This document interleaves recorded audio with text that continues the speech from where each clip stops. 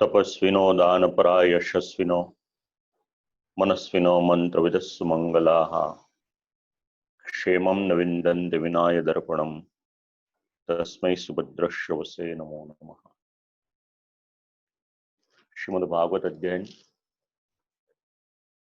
Session number 42 आज 27 जून 2020 द्वितीय स्कंद ज्ञान लीला साधन लीला एमा अंतिम प्रकरण 8, 9 અને 10 આ 3 અધ્યાયો છે। ઉપપત્તિ એટલે તર્કથી એનો વિચાર કરવામાં આવે છે। એ 3 પ્રકારનો છે। શંકા, શંકાનું સમાધાન અને એનું ફળ। અધ્યાયમાં એનું નિરૂપણ છે। ભગવાને પદાર્થ માત્ર સર્વ જગત બનાવેલ છે એ વિષયનો તર્ક આ પ્રકરણમાં કહેવામાં આવે છે। તેથી ઉપપત્તિમાં વિચારનું આ પ્રકરણ છે। રાજા પરીક્ષિત ઉત્પત્તિ પ્રકરણ શ્રવણ કર્યું। પૂર્વ પક્ષ કરી એ સંબંધી બીજા અનેક પ્રશ્નો રાજા પરીક્ષિત આમાં પૂછે છે। 8મો અધ્યાય એ પ્રશ્નાધ્યાય છે। આ અધ્યાયમાં જેટલા પ્રશ્નો છે એટલા પ્રશ્નો શ્રીમદ ભાગવતના બીજા કોઈ અધ્યાયમાં દર્શનીય નથી, દેખાતા નથી। એટલે 8મો અધ્યાય એમાં પૂછાયેલા પ્રશ્નો એનો ઉત્તર શ્રી સુખદેવજી મહારાજ જ્યાં સુધી કથા કરશે એની સાથે એનું અનુસંધાન લઈ શકાય એવા પ્રશ્નો છે। 9મા અધ્યાયમાં શ્રી સુખદેવજી એ પ્રશ્નોના ઉત્તર આપે છે। રાજા પરીક્ષિતની શંકાનું સમાધાન કરે છે।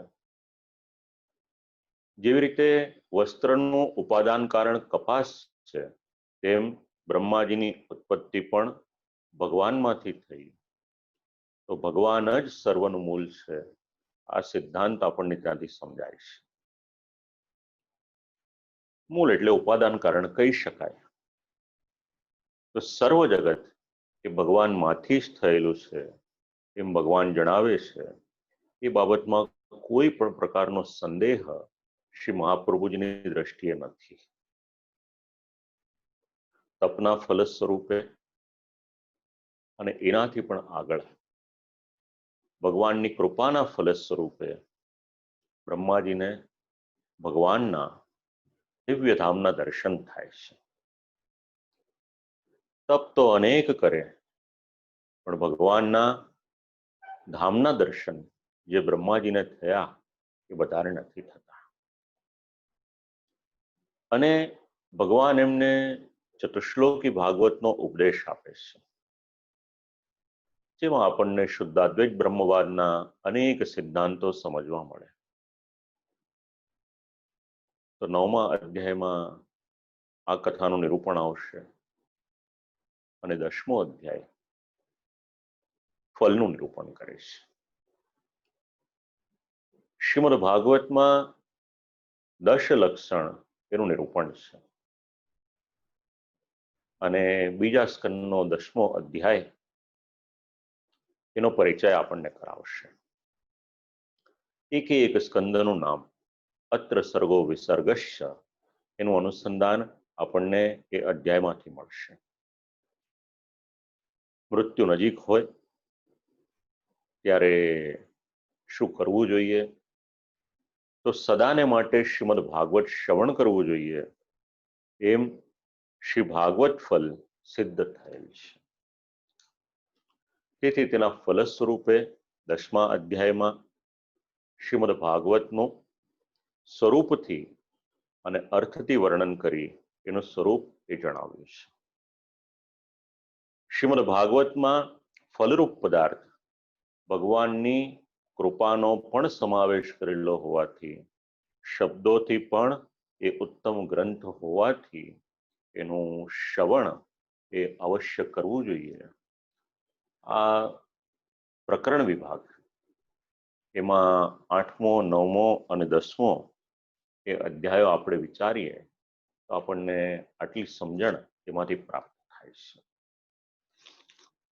હવે 8મા અધ્યાયનો આપણે આરંભ કરીએ તો એમાં શ્રી આચાર્ય ચરણ ઉપપત્યા વિમર્શસ્તુ ત્રિભિરત્ર નિરૂપ્યતે આક્ષેપ સિદ્ધાંત ફલૈઃ સોપપત્તિસ્ત્રિધા યતાઃ.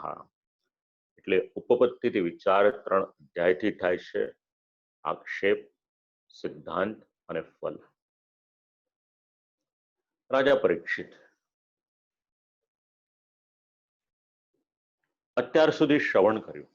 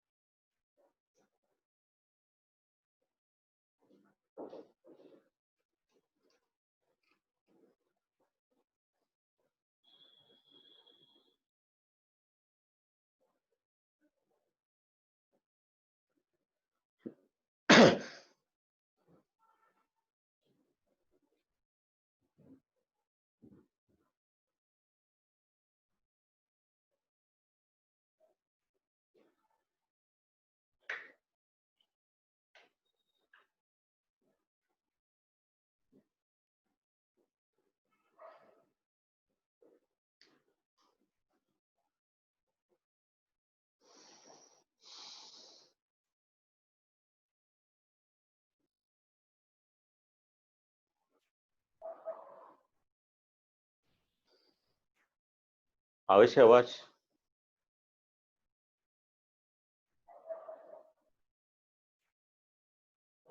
ઓકે. બ્રહ્મણા ચોદિતો બ્રહ્મન ગુણાખ્યાને ગુણસ્ય ચ યસ્મૈ યસ્મૈ યથા પ્રાહ નારદો દેવદર્શનાઃ. રાજા પરીક્ષિત પૂછે છે, ગુણ કહેવાને માટે જેને જેને જે પ્રકારે કહ્યું હોય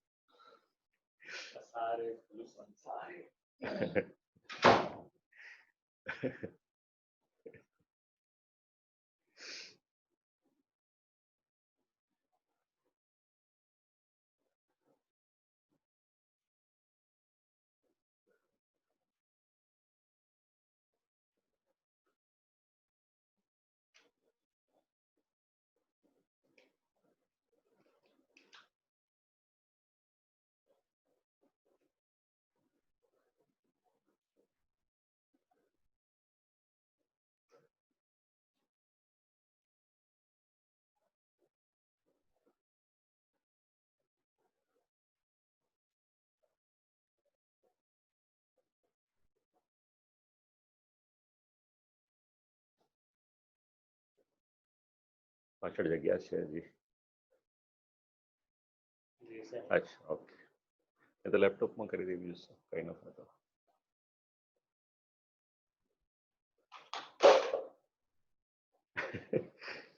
કરી દો લેપટોપમાં.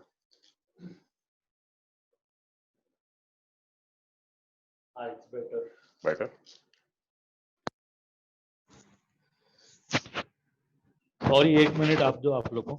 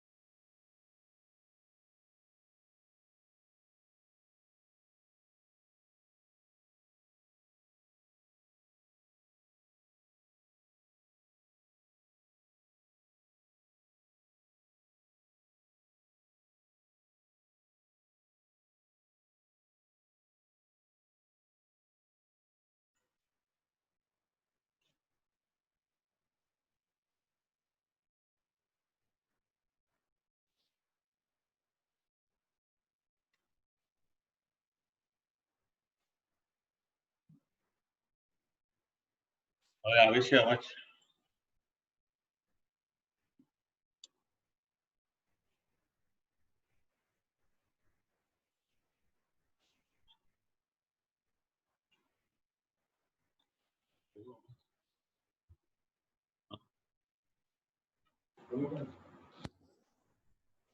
શું કે છે? એ નથી રહેતું.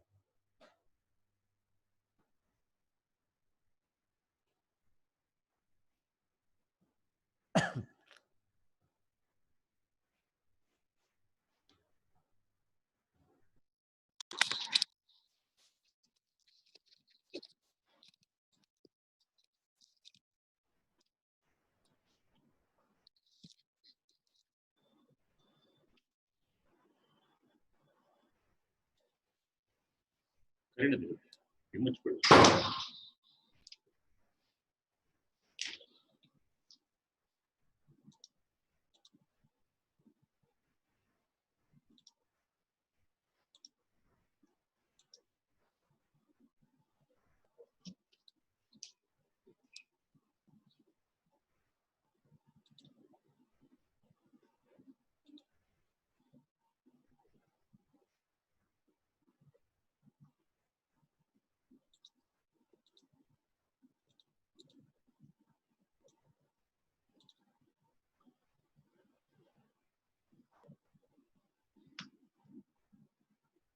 હવે અવાજ? ઓકે.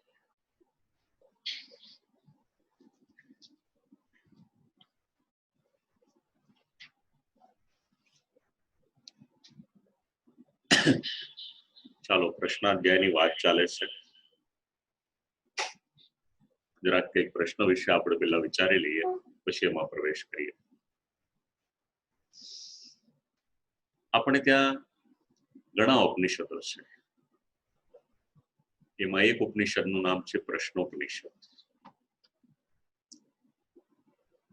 આ ચિંતન પરંપરામાં એક વિશેષ પદ્ધતિ આપણને જોવા મળે છે, પૂર્વ પક્ષ અને ઉત્તર પક્ષ. આખું જ આપણું સાહિત્ય આપણે વાંચીએ, વિચારીએ, દર્શન કરીએ તો આપણને ખ્યાલ આવશે. એમાં જેના જેના પ્રશ્નો હોય એ પ્રશ્નો પૂછે અને એ પ્રશ્નના જે જાણકાર હોય એના જવાબ આપે. એમાં આધ્યાત્મિક જ્ઞાન એનું નવનીત એ વિશ્વને મળે. એક તરફ પ્રશ્ન પૂછનાર હોય, ક્યારેક શિષ્ય પણ હોઈ શકે, ક્યારેક શ્રોતા પણ હોઈ શકે, અને બીજી તરફ એ પ્રશ્નનો જવાબ આપનાર ગુરુજન પણ હોઈ શકે, કોઈ પ્રવક્તા પણ હોઈ શકે, જે પણ હોય. તો આવી જ એક પરંપરા આપણને મળે છે ઉપનિષદમાં, અને એમાં પણ એક ઉપનિષદનું નામ છે પ્રશ્નોપનિષદ. આપણે વૈદિક વાંગ્મય એનો વિચાર કરીએ, એમાં પણ અનુસંધાન મળે. તો આ ઉપનિષદનું જેવું નામ છે એ પ્રમાણે જ એમાં નિરૂપણ છે. પ્રશ્ન અને એનો ઉત્તર. ત્યાં આગળ 6 જિજ્ઞાસુ વિદ્યાર્થીઓ છે, અને પીપલાદ નામના એક ઋષિ છે, એમની પાસે જાય છે. અમને પ્રશ્નો પૂછે છે, અને એના આરંભમાં 6 જિજ્ઞાસુ જે મહર્ષિ પીપલાદ ઋષિની પાસે જાય છે, તો શાસ્ત્ર એવું સમજાવે છે, કેટલાક સ્થાન એવા છે કે જ્યાં આગળ ખાલી હાથે જવાય. તો વિચાર કરે આ 6 પ્રશ્ન કરતા એ પણ ઋષિમુનિઓ, ઋષિપુત્રો, કે પીપલાદ મુનિની પાસે જઈએ તો શું લઈને જઈએ? એટલે યજ્ઞમાં અત્યંત ઉપયોગી એવી સમિત પાણયો ભગવંતમ પીપલાદ મુપસન્ના, પોતાના હાથમાં સમિધ લઈને જાય છે. યજ્ઞમાં ઉપયોગી થઈ શકે એવી સામગ્રી લઈને જાય છે. આ પ્રશ્ન કરતા એમાં એક છે ઋષિ ભરદ્વાજના પુત્ર સુકેશા ભરદ્વાજ. બીજા છે શિબીપુત્ર શૈલ્ય સત્યકામ.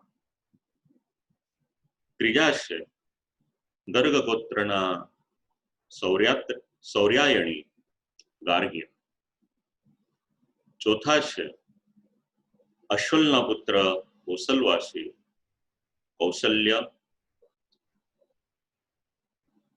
આશ્લાયન. પાંચમા છે વિદર્ભ પ્રદેશના ભાર્ગવ વૈદર્ભી. અને છઠ્ઠા કચ્છ ઋષિના પૌત્ર, એમનું નામ છે કબંદી કાત્યાયન.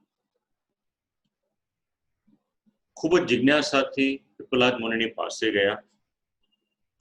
મનમાં ઈચ્છા હતી બ્રહ્મ વિશે કંઈક જાણવાની. બ્રહ્મવેત્તા પીપલાદની પાસે ગયા.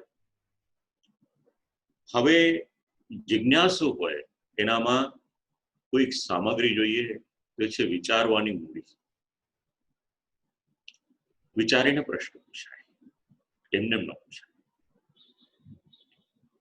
તો વૈચારિક મૂડી એમની પાસે હતી, વિચાર શક્તિ હતી, સાથે સાથે બીજી મૂડી હતી, એનું નામ છે જિજ્ઞાસા, ક્યુરિયોસિટી. અને ત્રીજી વાત, જેમને પ્રશ્ન પૂછવાના છે એમનામાં શ્રદ્ધા. આ ત્રણ વસ્તુ તો હતી જ એમની પાસે. અને ભગવાન પણ એવી આજ્ઞા કરે છે, શ્રદ્ધાવાન લભતે જ્ઞાન. શ્રીમદ ભગવદ્ ગીતાનું પ્રમાણ આપે છે. હાથમાં સમીધ લઈને ગયા. યજ્ઞમાં ઉપયોગી એવા કાષ્ઠ છે, કયા વૃક્ષના કાષ્ઠ યજ્ઞમાં ઉપયોગી છે, કયા નથી, એ પણ સમજાવ્યું છે. તો અગ્નિહોત્રમાં ઉપયોગમાં આવી શકે એવી સમીધ લઈને ગયા છે. અને મહર્ષિ પીપલાદની પાસે જઈ જ્યારે પ્રણામ કર્યા, આવવાનું પ્રયોજન પૂછ્યું. કારણ કે પ્રશ્ન પૂછવાનો અધિકાર છે કે નહીં એ પણ જાણવું જોઈએ. હવે જ્યારે પ્રશ્ન પૂછવા માટે જિજ્ઞાસા અભિવ્યક્ત કરી, જણાવ્યું, એટલે તપ, બ્રહ્મચર્ય, શ્રદ્ધા આ બધું છે કે નહીં એ પણ વિચાર કર્યો મહર્ષિ પીપલાદે.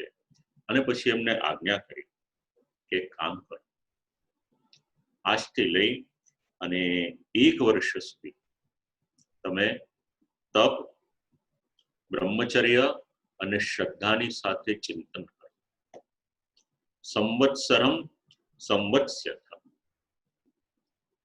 એટલે 1 વર્ષ સુધી એની સાથે ચિંતન કરો અને પછી પાછા આવજો.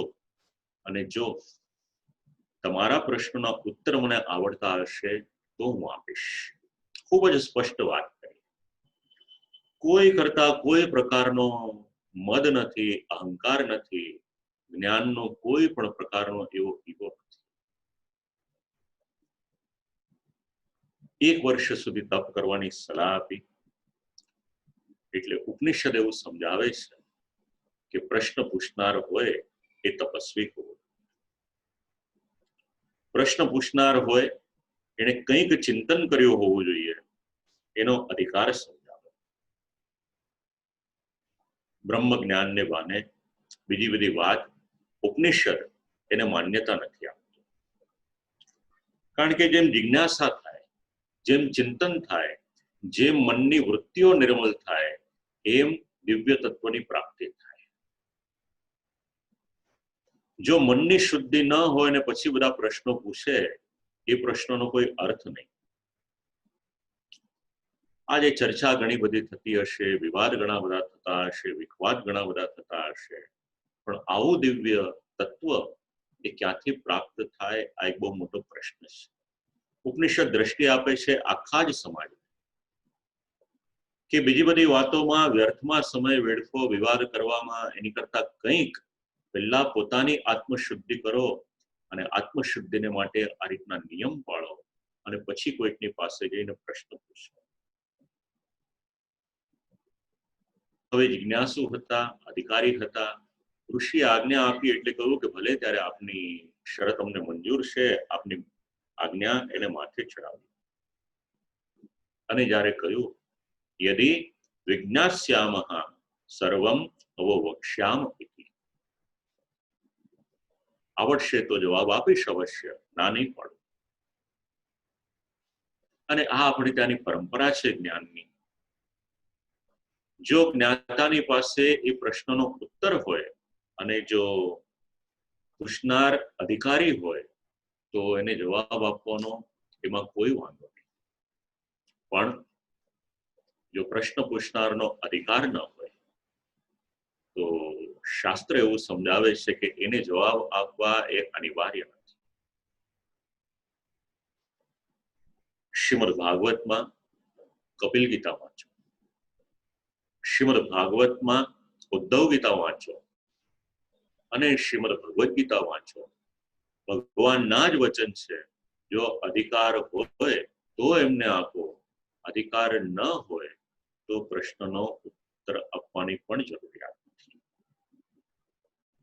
પણ આ જે 6 નામ મેં આપ લોકોને આપ્યા, 6 અધિકારી ઉપનિષદના જ્ઞાન પીપાસુ એવા 6 જણાએ ઋષિની આજ્ઞાને માથે ચડાવી 1 વર્ષ સુધી તપ, સાધના, બ્રહ્મચર્યના નિયમો એનું પાલન કર્યું અને પાછા આવ્યા છે બ્રહ્મજ્ઞાની પિપ્પલાદ મુનિની પાસે. એક પ્રશ્ન પૂછે છે અને એમાં સર્વપ્રથમ પ્રશ્ન પૂછ્યો કાત્યાયન કબંદીએ, ભગવન કુતો હવા ઇમા પ્રજાહ પ્રજાયંત ઇતિ. આ પ્રશ્ન પૂછ્યો. કદાચ ભગવાનની ઈચ્છા હશે કે 8મા અધ્યાયનો આરંભ થાય અને કંઈક એવું કારણ આવે કે આપણે પણ પ્રશ્ન વિશે ચર્ચા કરીએ, એટલે ભગવાને આ ઉપનિષદનો આ એક પ્રસંગ યાદ કરાવ્યો.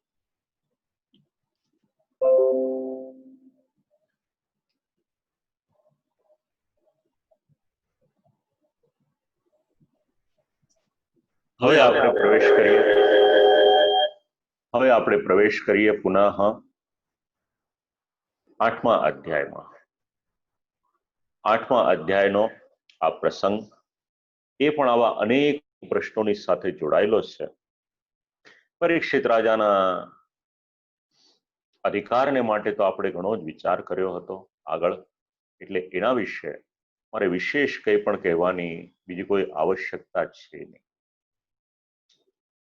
તો પ્રશ્નાધ્યાય 29 શ્લોકનો આ અધ્યાય છે અને આ 29 શ્લોકોમાં રાજા પરીક્ષિત અનેક પ્રકારના પ્રશ્નો પૂછી રહ્યા છે. દેવર્ષિ નારદજી અને બ્રહ્માજીનો સંવાદ એને શ્રવણ કર્યો છે. એતદ વેદતુમ ઇચ્છામિ તત્વમ વેદ વિદાંબર હરેરદ્ભુત વીર્યસ્ય કથા લોક સુમંગલા.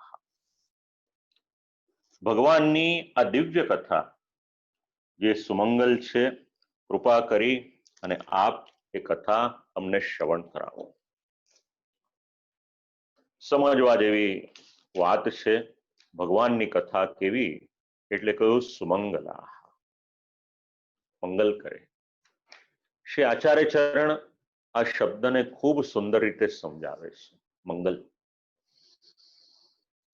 કિંચ ભગવત કથા લોક સુમંગલમ કિંચિદ વસ્તુ પુરુષમામમ સુમંગલમ ભવતી યથા રક્ષાબંધનમ અલંકારાવા યથા ગૃહાલંકારા. ભગવાનની કથા કેવી છે એટલે કે લોકોનું મંગલ કરે છે. હવે તો આપણા બધાનો અનુભવ છે. જે દિવસથી વિશ્વમાં વિપત્તિ વધવા લાગી, 25મી માર્ચથી આપણે આરંભ કર્યો, આજે 27મી જૂન છે, આપણો 42મું સત્ર ચાલે છે. તમારું ને મારું કલ્યાણ કે મંગલ અગર કોઈ કરી રહ્યું છે આ સમયમાં, તો આ ભગવાનની કથા કરી રહી છે. જો તમારા ને મારા જીવનમાં અત્યારે આ ભગવાનની કથા ન હોત તો આટલો વિકટ સમય એ આવી રીતે પસાર થઈ શક્યો હોત કે કેમ, આ એક બહુ મોટો પ્રશ્ન છે. તો સાક્ષાત પ્રમાણ કથા લોક સુમંગલા, જેમનું જેમનું મન ભગવાનની કથામાં લાગ્યું ભગવાને એમની કૃપા કરી અને એક કથાના દ્વારા એમનું મંગલ કર્યું આ વિકટ પરિસ્થિતિમાં. કિંચ ભગવત કથા લોક સુમંગલમ, અને એની પછી કિંચિત વસ્તુ પુરુષમામમ સુમંગલમ ભવતી, એટલે કેટલાક ઘરનું મંગલ કરનાર હોય છે.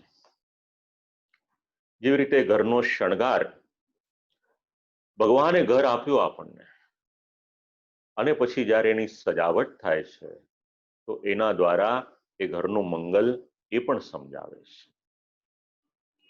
પણ વૈષ્ણવના ઘરનું મંગલ શું?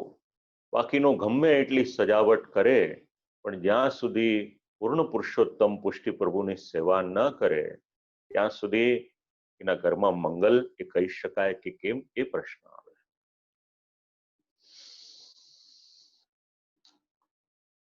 યથા રક્ષાબંધનમ, હવે એનાથી આગળ કેટલાક પ્રસંગો કુળનું મંગલ કરનાર હોય છે. જેવી રીતે દીકરાનો જન્મ થાય એ કુલનું મંગલ થાય, અને કેટલાક ગ્રામ અને દેશનું મંગલ કરનાર હોય છે. ગામની રક્ષા અને દેશની વૃષ્ટિ. જો જે સ્થાનમાં રહીએ છીએ એની રક્ષા થતી હોય એ મંગલકારક, અને જ્યાં આપણે રહીએ છીએ ત્યાં પૂરતો વરસાદ વરસે, તો શ્રી આચાર્ય ચરણ સમજાવે છે અહીંયા આગળ કે આ બધા જ કિંચિત વંશસ્ય થા પુત્ર જન્મ, કિંચિત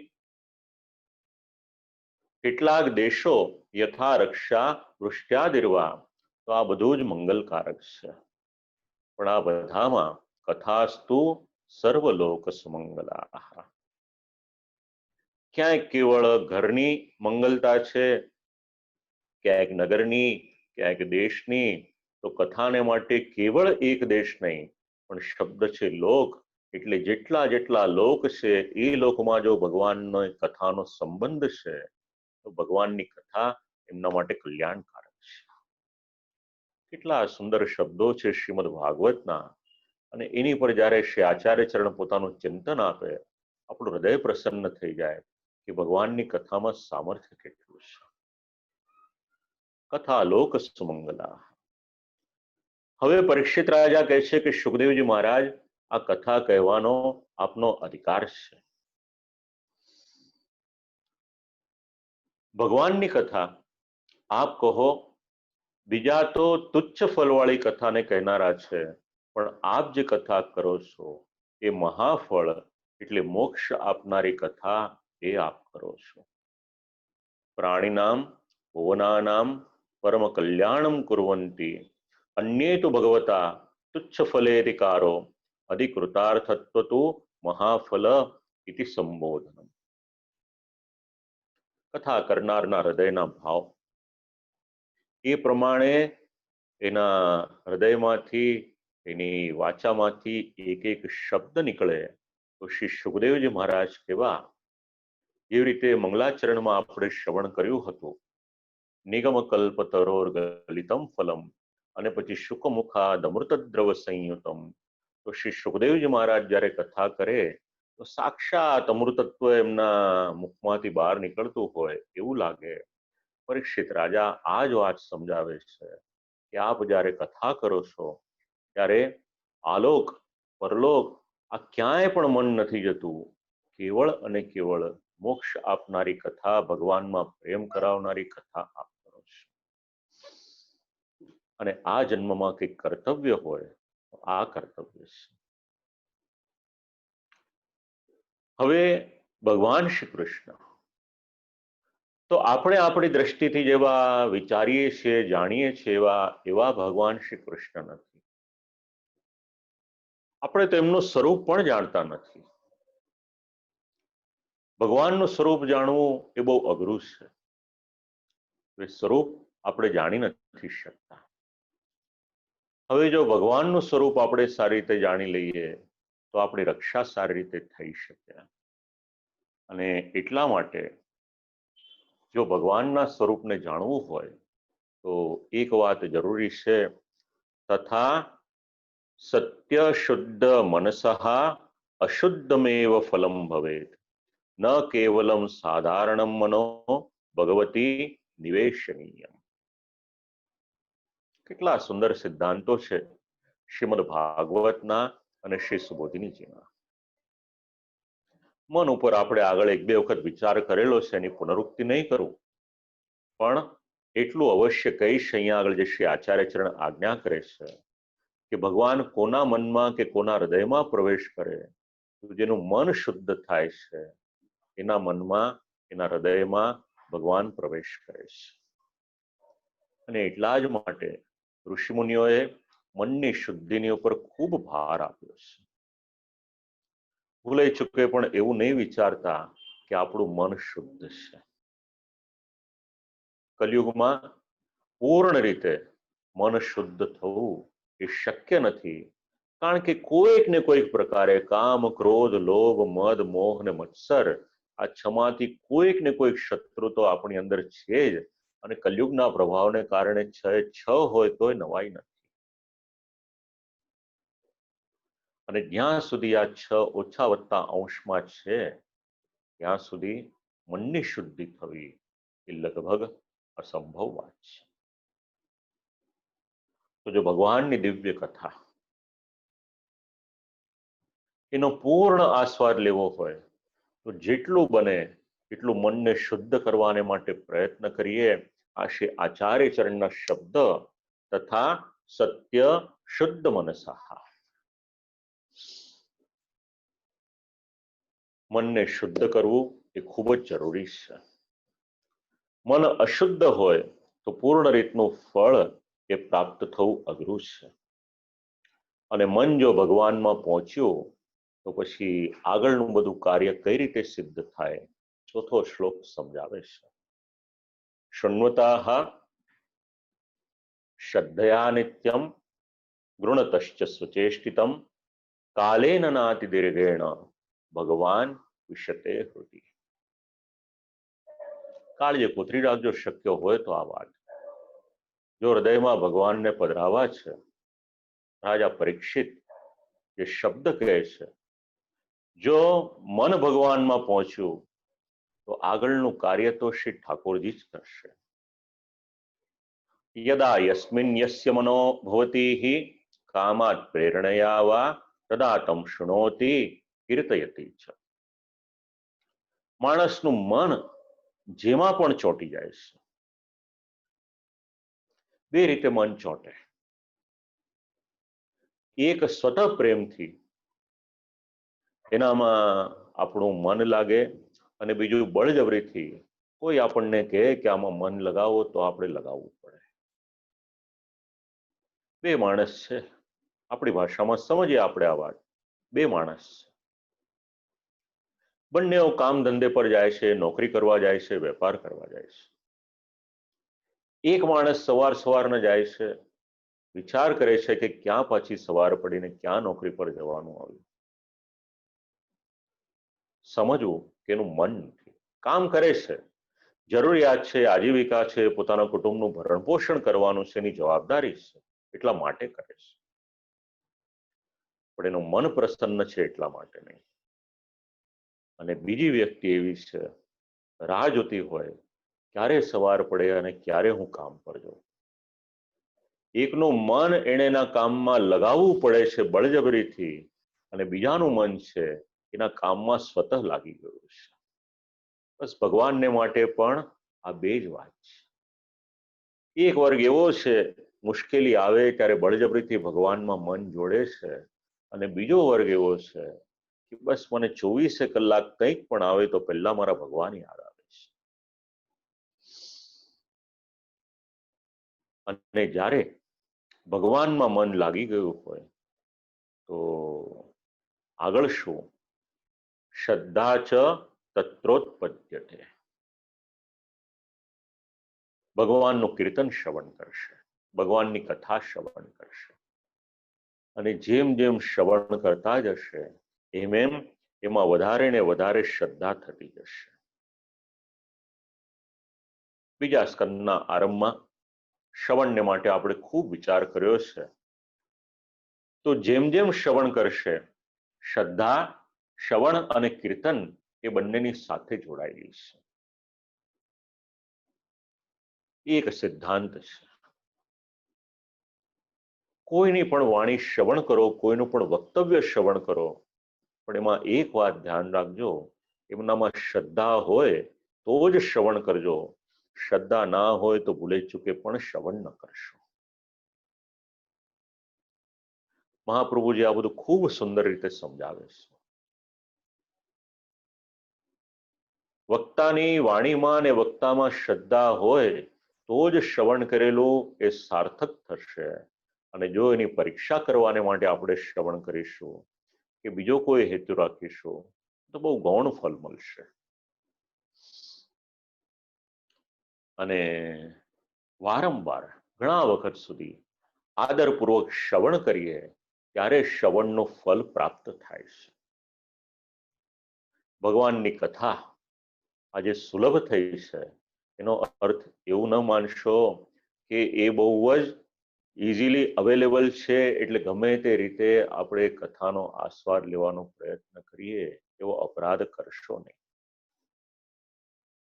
ઘણા વખત સુધી જેમ જેમ શ્રવણ કરતા જઈએ એમ કારણ કે કથા ધીરે ધીરે ધીરે આપણા હૃદયમાં, આપણા મનમાં સ્થાન પામે છે. અને પછી આ ભક્તિ શાસ્ત્ર પણ ભગવાને જ કર્યું છે એટલે સાથે સાથે ભગવાન પણ પધારે છે. હૃદયમાં પધારવાના, ભગવાનને પધરાવવાના ઉપાય રાજા પરીક્ષિત અહીંયા આગળ શ્રી સુખદેવજી મહારાજની પાસે પોતાના મનના ભાવ છે અભિવ્યક્ત કરે છે. અને ભગવાન હૃદયમાં પધારે તો શું થાય?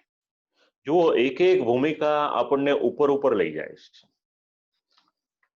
પહેલા સમજાવ્યું કે ભગવાનના ચરિત્ર એને આપ શ્રવણ કરાવો કારણ કે ભગવાનની કથા લોક સુમંગલા કલ્યાણ કરનારી છે. પછી એ શ્રવણ કરે તો એના દ્વારા આપણા મનમાં જ્યારે ભગવાનનો પ્રવેશ થાય છે, હૃદયમાં ભગવાનનો પ્રવેશ થાય છે, એ સમજાવ્યું. હવે એની આગળની ભૂમિકા કે ભગવાન જો આપણા હૃદયમાં પધારે તો શું થાય? બ્રહ્માજીના શબ્દો તો આપ લોકોને યાદ હશે. 3 વાત સમજાવી હતી. ભગવાન હૃદયમાં પધારે તો શું થાય? અહીંયા રાજા પરીક્ષિત પોતાના હૃદયના ભાવ સમજાવે છે. પ્રવિષ્ટમ કર્ણરંધ્રેણ સ્વાનામ ભાવ સરોરુહમ ધુનોતિ શમલમ કૃષ્ણ સલિલસ્ય યથા શરત. કેટલી સુંદર અને સરળ ઉપમા આપે છે કે આપણે બધા જ સમજી જઈએ. દૌતાત્મા પુરુષ કૃષ્ણ પાદ મૂલમ ન મુંચતી મુક્ત સર્વ પરિક્લેશ પાંથ સ્વશરણમ યથા. હવે કોઈક વ્યક્તિ ભગવાનનું કીર્તન કરે છે તો કીર્તનની સાથે સાથે શ્રવણ પણ આવી જાય છે. કારણ કે જ્યારે ભગવાનની કથાનું ગાન કરે છે તો એ શબ્દો પોતાના કર્ણમાં પણ પ્રવેશ કરે છે. એટલે હૃદયના ઉદ્ગારો મુખ વાટે બહાર નીકળે અને પાછા એના કર્ણ વાટે એના હૃદયમાં પ્રવેશ કરે છે. વક્તાના હૃદયનો ભાવ કયો હોવો જોઈએ? હૃદયમાં એક ભાવ રાખવાનો. મારા સર્વપ્રથમ શ્રોતા છે તો મારા ઠાકોરજી છે. અને વડીલોએ આ જ કર્યું જે મેં નાનપણથી જોયું. મારા પિતાજી પણ જ્યારે કથા કરતા, શ્રીમદ ભાગવતજી તો સાક્ષાત ભગવાનનું સ્વરૂપ છે. શ્રીમદ ભાગવતજી બિરાજમાન છે જ, પણ સાથે સાથે પોતાને દર્શન થાય એવી રીતે ચિત્રજી પધરાવીને રાખતા. શ્રીનાથજી બાવા પધરાવ્યા હોય અને કથા કરે. એ જ દર્શન મને થયા મારા ગુરુજી ગોલોકવાસી પૂજ્ય શ્રી પ્રદ્યુમ્ન શાસ્ત્રીજી.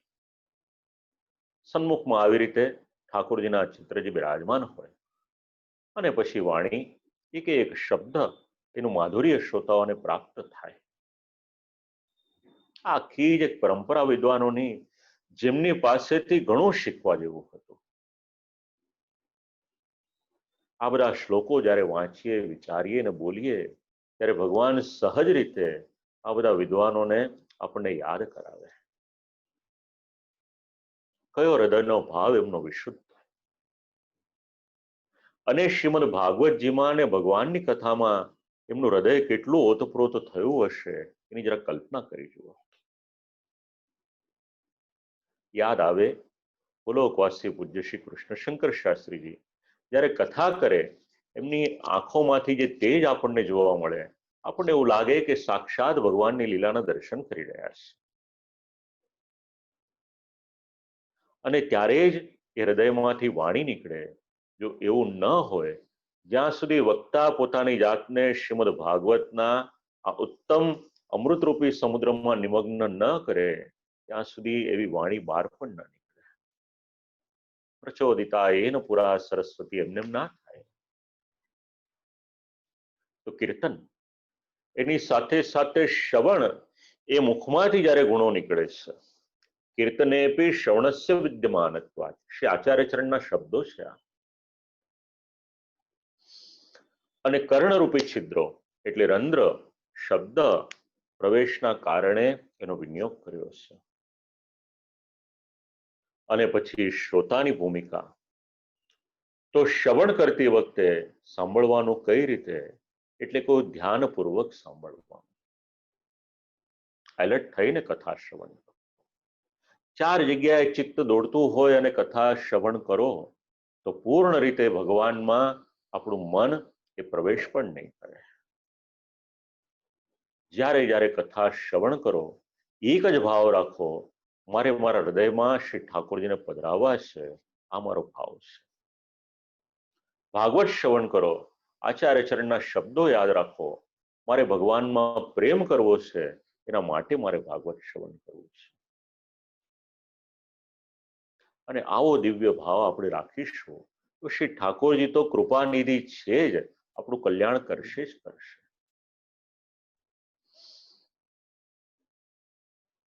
શ્રવણ કરતી વખતે ધ્યાનપૂર્વક શ્રવણ કરે, અને એમાં પણ પોતાના કર્ણ પૂર્ણ રીતે એ શ્રવણ કરવામાં વ્યસ્ત થઈ ગયા હોય, ત્યારે ઇન્દ્રિય એકમુખ થાય છે, સ્વાનામ. અને એટલે જ જે લોકોએ ભગવાનને આત્માર્પણ કર્યું છે, બધું તો આપણે અર્પણ કરીએ છીએ, આપણો આત્મા પણ ભગવાનને માટે છે. સ્વશબ્દથી એ સમજાવ્યું સ્વાનામ. ભગવાન કેવળ હૃદયમાં પ્રવેશ નથી કરતા, પણ શ્રી આચાર્ય ચરણ સમજાવે છે પરીક્ષિત રાજાના શબ્દ શ્લોકના છે પ્રમાણે, કે ભગવાન આપણા હૃદયમાં જ્યારે પ્રવેશ કરે છે, ત્યારે ભાવરૂપી કમળ છે એમાં પ્રવેશ કરે છે. પેલા શ્રોતાઓ કથામાં આવે તો શ્રીમદ ભાગવતજી પર ધરવાને માટે પુષ્પ લાવતા હતા. કોઈક માલાજી સિદ્ધ કરીને લાવે, કોઈક પુષ્પ લાવે. તો આપણે કોઈ પુષ્પ લઈને જઈએ કે ન જઈએ, પણ આપણા હૃદયમાં આપણે ભાવરૂપી પુષ્પ લઈને જવાનું, કે પ્રભુ આવ્યો છું આપની પાસે, અમારા હૃદયનો ભાવ લઈને આવ્યો છું.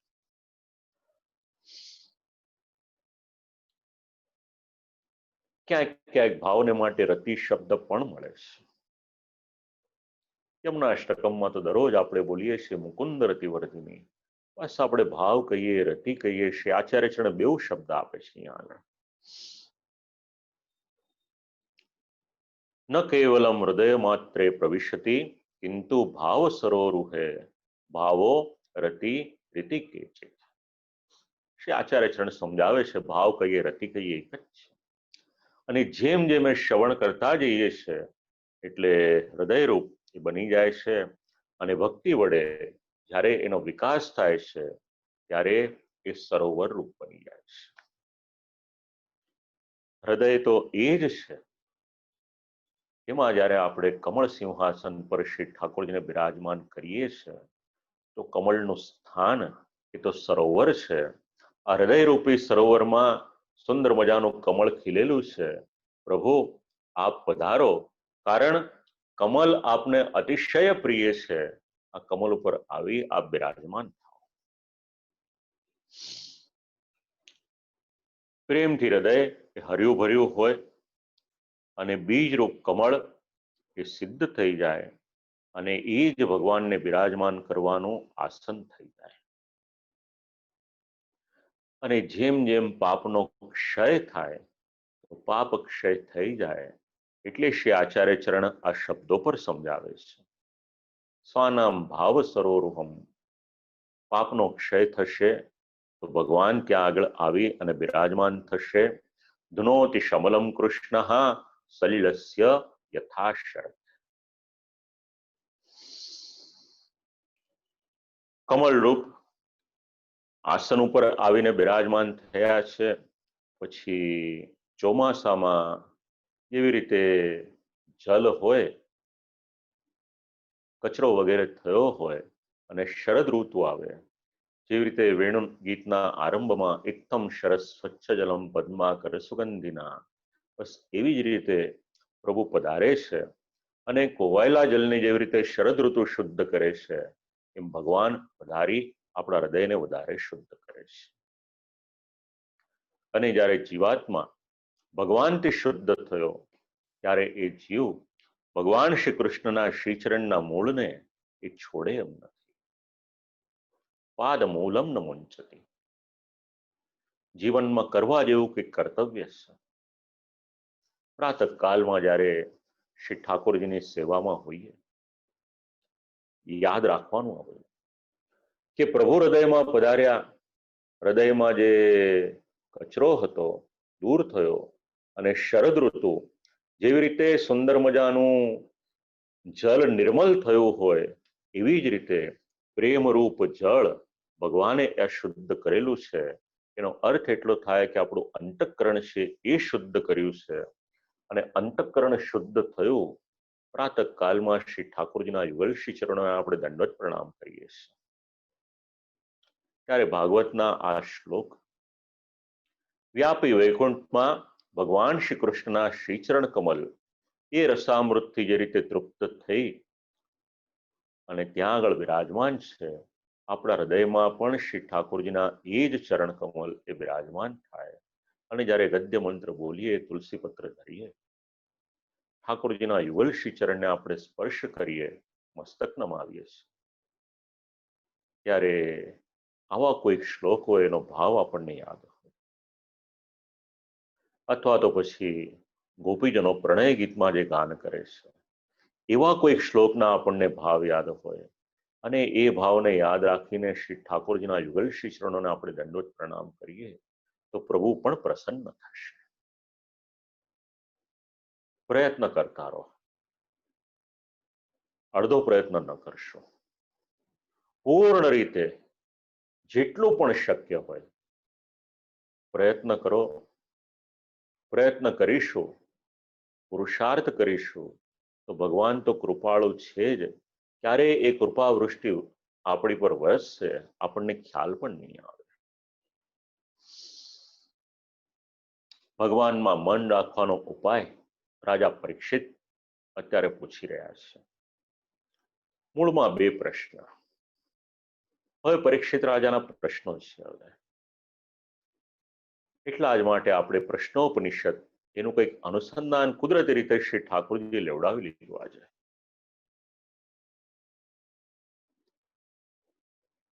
હવે પ્રશ્ન પૂછે છે, યદ ધાતુમતો બ્રહ્મન દેહારંભોસ્ય ધાતુભીઃ યદૃચ્છયા હેતુના વા ભવંતો જાનતે યથા.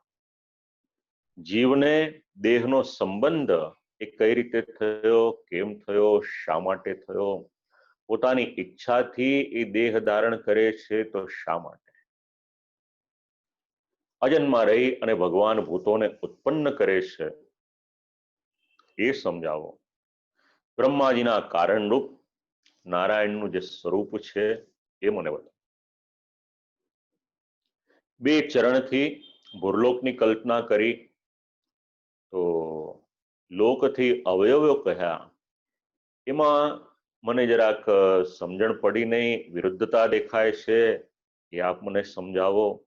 કલ્પ એટલે પ્રાકૃત, કલ્પ વિકલ્પ એટલે વૈકૃત કલ્પ, આવા જે પ્રશ્ન હતા, એક પ્રશ્નની અંદર અનેક પ્રશ્ન આવી જાય. અને બીજો પ્રશ્ન પૂછે છે, કાલની સ્થૂલ અને સૂક્ષ્મ એવી ગતિ છે એ આપ શ્રવણ કરાવો. થોડો કાલ મોટો કઈ રીતે જણાય છે, સ્વભાવથી કાલ જણાતો નથી, નાના પ્રકારના કર્મો કેમ થાય છે એ પણ મને સમજાવો. જે સત્પુરુષો છે કૃપા કરી એમના જે ચરિત્ર છે એ શ્રવણ કરાવો. આ કર્મના પ્રેરક કોણ છે, કોણ એનો સ્વીકાર કરે છે? દેવો અવતરે, ઇન્દ્ર પણ અવતરે, પૃથ્વી પાતાલ અને તેમાં રહેલા જીવોની ઉત્પત્તિ કઈ રીતે થાય છે, કૃપા કરીને એ સમજાવો. વર્ણના ધર્મ, આશ્રમના ધર્મ, આચાર અને સ્વરૂપથી જે નિર્ણય કર્યો હોય એ સમજાવો. યુગ કેટલા છે, એના નામ, સંવત્સર, એના ભેદ, મનુષ્યના સાધારણ ધર્મ, યાગાદિ ધર્મ, રાજર્ષિઓના ધર્મ, કૃપા કરીને આ મને સમજાવો. તત્વોની સંખ્યા કેટલી, 4 વેદ 4 ઉપવેદ, એનું સ્વરૂપ, નિત્ય વિધિ, નૈમિત્તિક વિધિ, એની સાથે સાથે ધર્મ, વિધર્મ, ઉપધર્મ, છલ, આ બધાની ઉત્પત્તિ મને શ્રવણ કરાવો. અને જેમ જેમ જાણવાની ઈચ્છા થઈ એમ પ્રશ્ન પૂછવા લાગ્યા. હવે ક્રમથી ઉત્તર આપ મને શ્રવણ કરાવો, કારણ આપ આ બધા પ્રશ્નોના ઉત્તર આપી શકો એમ છો. ભગવાન અવતાર લઈને ક્રીડા શેને માટે કરે છે, આ બધું જ જણાવો, કારણ આપ મહામુનિ છો, પ્રપન્નાય મહામુને, અને હું આપનો શરણાગત છું. બોલતા બોલતા બોલે છે રાજા પરીક્ષિત, નમે સવ પરાયંતિ બ્રહ્મન્ન દર્શનાદપી, પીબતોચ્યુત પીયુષ મન્યત્ર કુપિતાદ વિજાત. એક સમય એવો હતો, ભૂખ અને તરસને કારણે મને મુશ્કેલી થઈ હતી, પણ અત્યારના એવું થયું છે, જેમ જેમ આપના શ્રીમુખેથી કથારૂપી અમૃત શ્રવણ કરું છું, એમ એમ મારા પ્રાણ દેહમાંથી જતા નથી. જો ખોરાક ન મળે તો પ્રાણ તરત જતા રહે, પણ અત્યારે પ્રાયોપવેશ વ્રત લીધું છે, એ છતાં પણ અમૃતપાન કરવાને કારણે મારા પ્રાણ ટકેલા છે. 26મો શ્લોક ખૂબ વિસ્તૃત સુબોધિનીજીનું નિરૂપણ. આમ તો એક જ પેરેગ્રાફમાં આપણને મળે, પણ એની પછી આ જે સ્કંદના 7 અધ્યાય છે એનું અનુસંધાન લીધું છે. તક્ષક પ્રાણ લેવાનો છે એ તો નક્કી છે, કારણ બ્રાહ્મણનો અપરાધ મેં કર્યો હતો, પણ મારા મનમાં આ બધા જે પ્રશ્ન છે, સ ઉપામંત્રિતો રાજ્ઞા કથાયામિતિ સત્પતે, બ્રહ્મરાતો વૃષમ પ્રીતો વિષ્ણુ રાતે ન સંસદી. ઋષિમુનિઓની સભા છે, ઉપામંત્રિત એટલે યુક્તિપૂર્વક ભગવાનના ગુણોનું નિરૂપણ કરવાને માટે વિનંતી કરી, અને જે રક્ષા કરી હતી ભગવાને એનું સંસ્મરણ આવ્યું. હવે શ્રી સુખદેવજી મહારાજ જે શ્રવણ કરાવશે. પ્રાહ ભાગવતમ નામ પુરાણમ બ્રહ્મ સંમિતમ, બ્રહ્મણે ભગવત પ્રોક્તમ, બ્રહ્મકલ્પ ઉપાગતે. બ્રહ્મકલ્પમાં ભગવાને જે કહ્યું હતું એ ભાગવત નામનું પુરાણ, એ જે વેદની તુલ્ય છે, એ શ્રી સુખદેવજી મહારાજ પરીક્ષિત રાજાને કહેશે.